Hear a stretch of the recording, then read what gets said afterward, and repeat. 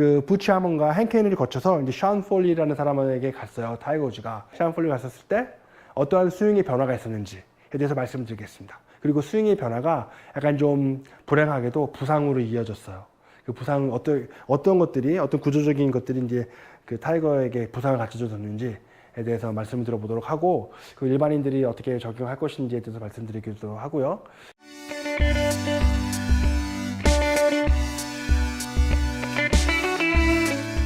안녕하십니까. 이제 곧 유명해질 골프 교수가 루키맨 골프네이션의 루키밤맨입니다. 이제 좀 타이틀을 바꿔야 되겠어요. 이제 곧 유명해질이 아니라 이제 조금 유명해진. 왜 그러냐면 제가 지난번에 만들어 놓은 영상 있잖아요. 그 타이거 우즈 그 마스터즈에서 했었던 위닝샷 분석하는 거, 로우 드로 치는 거요. 그 영상 때문에 제 영상의 순 시청자 수가 구독자 수 말고요. 순 시청자 수가 3,000명을 넘었습니다. 그 전에는 뭐 700명밖에 안 됐었는데 3,000명을 넘었어요. 이제 거의 4,000명이 육박합니다. 그래서 조금 이제 뭐 유명해진 골프 교수과라고 말을 해도 될 것 같은데 잘 모르겠습니다. 자, 큰 변화는 볼 플라이트의 변화였습니다.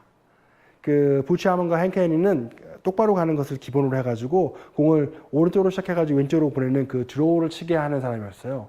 그래서 이제 이 왼쪽 팔이 좀 다미네이트 하는 거죠. 이런 식으로. 그래서 하체가 먼저 가고 팔이 내려오고 머리하고 상체는 볼 뒤에서 버텨주고 이런 식으로 가는 그런 기본적으로 뭐 비슷한 패턴의 스윙이었어요. 그런데 션 폴리는 완전 틀린 겁니다. 공이 오른쪽으로 출발해가지고 왼쪽으로 가는 게 아니라 왼쪽으로 출발해가지고 오른쪽으로 가는. 그래서 왼손을 쓰기보다는 오른쪽을 많이 쓰는 이런 형태의 스윙이었어요. 그래서 그 스택 앤 틸트라는 것을 기본으로 해가지고 그 디플레인이라는 것을 신봉하고 있었거든요. 제가 이제 디플레인에 대해서도 조그만 영상을 만들어 놓은 게 있는데 거기에 자세히 나와 있습니다. 그런데 간략하게 말을 하면 디플레인은 아이언을 치기 위해서는 찍어치기 위해서는 아이언을 잘 찍어치기 위해서는 아웃에서 인으로 공을 쳐야지 되고 우드나 아니면은 드라이버를 어퍼블로로 치기 위해서는 스윙의 파스가 인사이드에서 아웃으로 가야지 된다고 생각했던 사람이에요. 그래서 타이거 우즈에게 똑같은 것을 적용시켰습니다.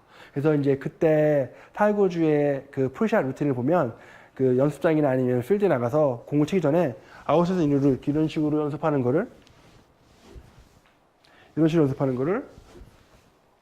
많이 보셨을 거예요. 앞에서도 보시면 이런 식으로 상체랑 하체랑 백스텝에서 같이 움직이면서 상체가 하체보다 더 많이 움직이는 이런 형태의 이제 풀샷 루틴을 많이 보셨을 텐데, 피니쉬와 풀샷 루틴을 많이 보셨을 텐데, 이게 이제 세컨드 틸트와 그 디플레인을 섞어서 이제 가르치는 거죠.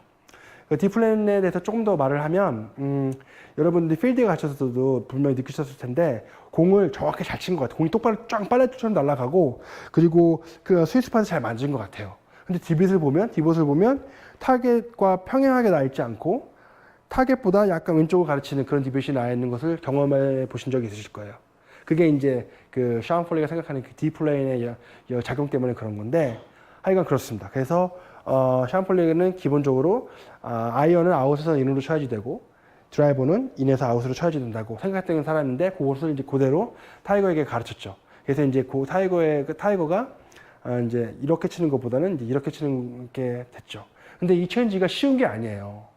그 요즘에 그 조던 스피스 그 사람도 그 사람이 퍼팅을 잘하지 뭐 드라이버나 아니면 아이언들이 멀리 치는 사람이 아니잖아요. 그래서 좀 더 공을 멀리 치기 위해서 그 드로우를 이렇게 페이드 구질에서 이제 드로우 구질로 바꾸는 그런 과정 중에 있는데, 그게 이렇게 잘 원활하게 이루어지지 않은 걸로 알고 있거든요. 하여간 볼 플라이트를 체인지 한다는 건 그렇게 어렵습니다. 그게 자기가 가지고 있는 스윙의 메커니즘을 다 바꾸는 거나 마찬가지예요.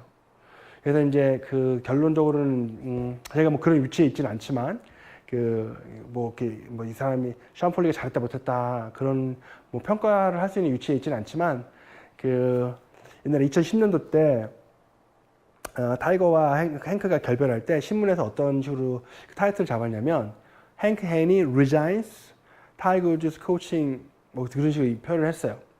그런데 그 resign이라는 뜻은 이제 자기 의지를 가지고 그만둔다는 뜻인데, 2014년도에 똑같이 이제 타이거와 그 션 폴리하고 결별했었을 때 뉴스페이퍼에서는 어떤 식으로 타이틀을 걸었냐면 Tiger Woods fires his swing coach Sean Foley, 그런 식으로 표현했거든요.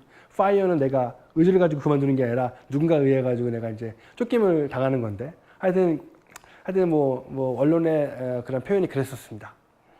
하여간 스윙의 체인지를 이렇게 한다는 게 그렇게 쉬운 게 아니에요. 하여간 그렇게 제가 개인적으로 생각해도 그게 성공적으로 체인지가 됐지는 않았던 것 같아요. 그래서 이제 뭐 스윙이 기본적으로 아웃에서 인에서 아웃으로 치다가 이제 아웃에서 인으로 치는 게 그게 기본적인 체인지였었고요. 두 번째 체인지는 그 스택 앤 틸트가 가지고 있는 요 어깨턴의 기본적인 어깨턴의 그런 것이 부치 하먼이나 그 행케인이 가지고 있었던 그 어깨턴이랑 좀 틀렸습니다.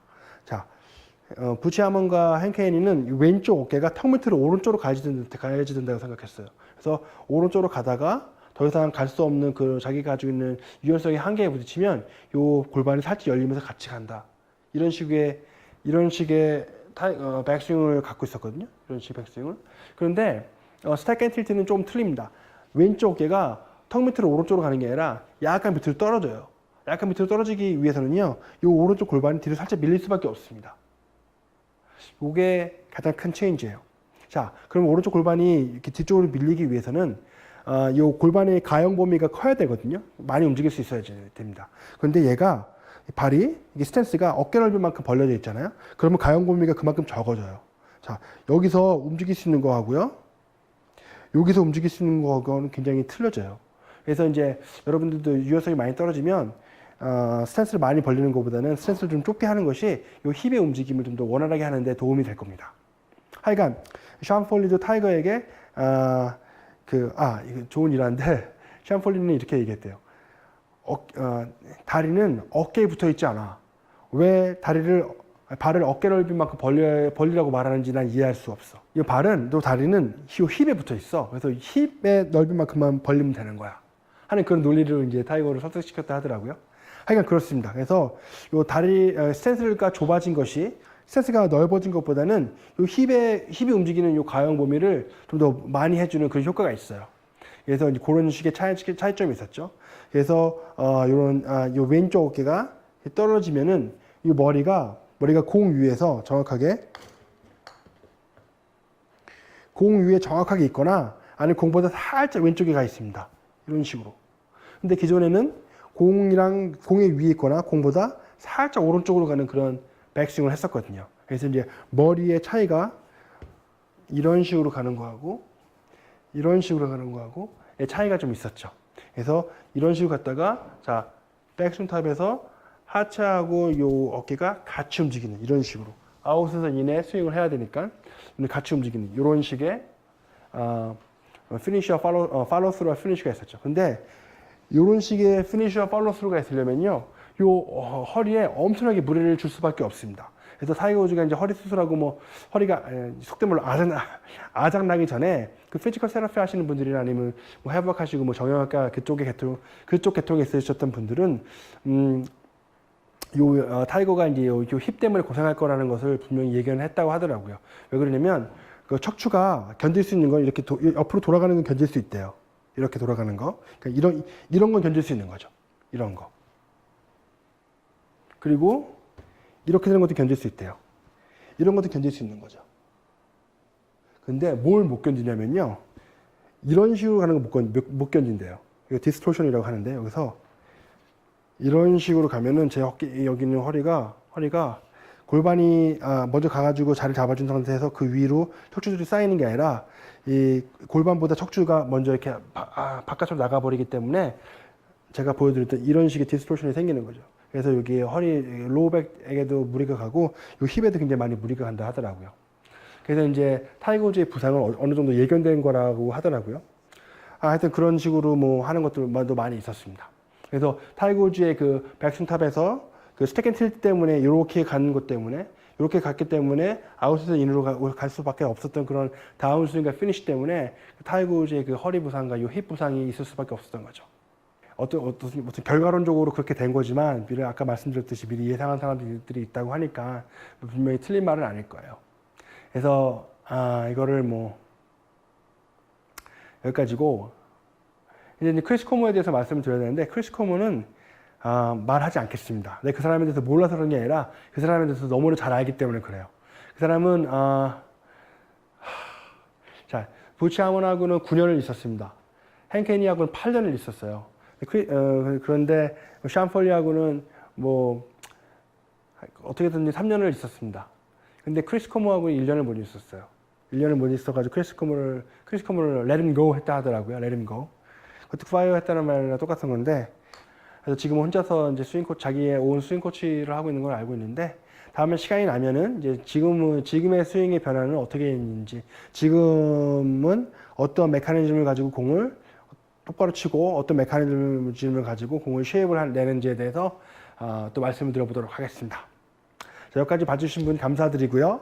그리고 다음에 뵙겠습니다. 고맙습니다.